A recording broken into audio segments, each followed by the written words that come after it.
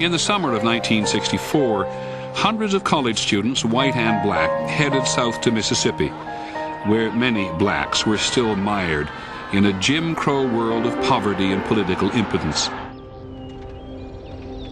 These students from the North hoped to register black voters and establish so-called freedom schools to teach literacy skills to those who'd been denied them.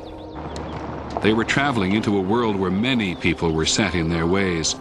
President Lyndon Johnson warned the students that the federal government could not guarantee their safety.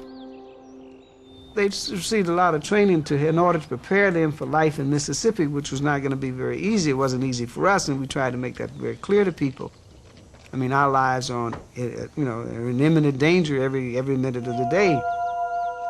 When we crossed the line into Mississippi, and it said, "Mississippi welcomes you," it was the first time I felt really afraid.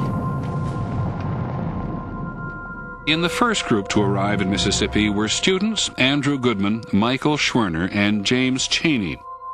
Within days, all three of them were missing.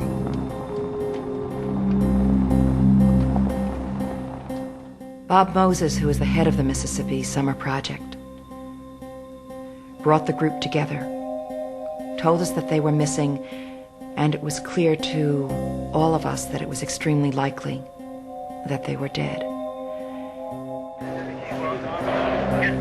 Put your feet up in there and walk up on in there. 6 weeks after their disappearance, the three were discovered buried in an earthen dam, shot in the head.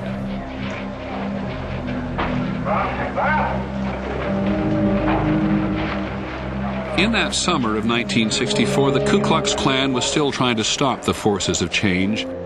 But among the students and in the homes and churches of the black community, the feeling grew stronger that change could not be prevented.